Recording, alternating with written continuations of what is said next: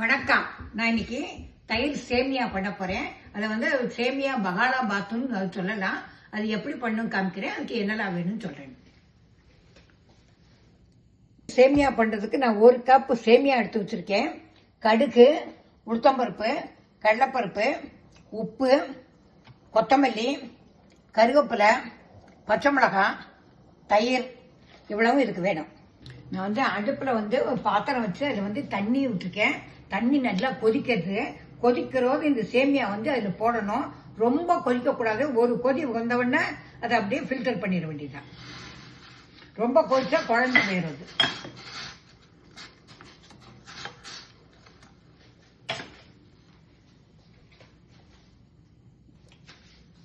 நல்லா கொதிச்சு எடுத்ததுல இப்ப வந்து நான் வந்து இதை வந்து ஃபில்டர் பண்ண போறேன்னா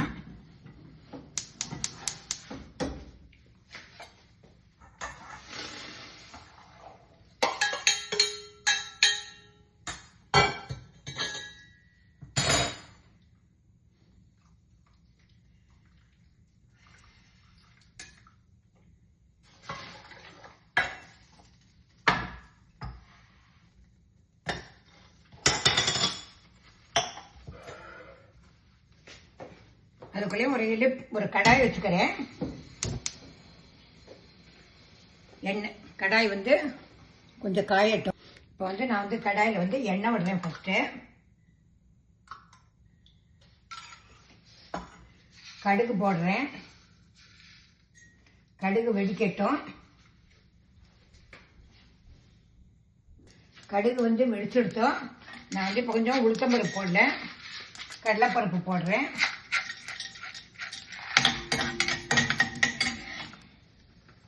கருவேப்பிலை, பச்சை மிளகாய்,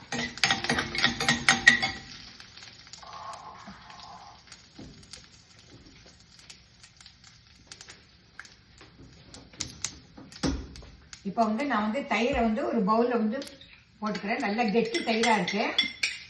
இதுல வேணுங்கிற உப்பு போட்டுக்கிறேன். நான் சேமியாவுக்கு வேணுங்கிற உப்பு இப்போ நல்லா இந்த விஸ்கால கலந்துக்கிறேன்.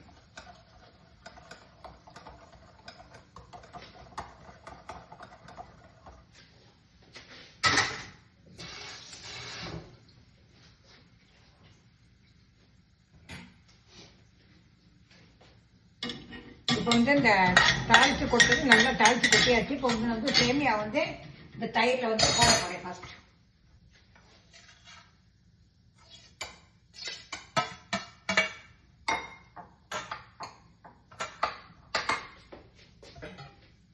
இப்போ தாளிச்சு கொட்டதையும் போட போறேன்.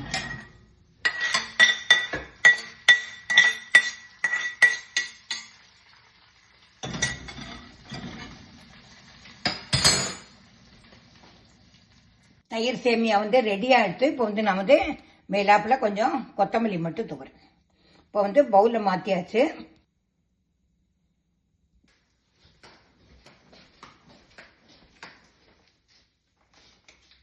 தயிர் சேமியா இல்லைன்னா சேமியா பகாலா பாத்துன்னு சொல்லலாம். இதை பண்ணியாச்சு. நீங்கள் இது மாதிரி பண்ணி பார்த்துட்டு எப்படி இருக்குங்கிறதுக்கு லைக் பண்ணுங்க, ஷேர் பண்ணுங்க, சப்ஸ்கிரைப் பண்ணுங்க. டாடா, பை பை.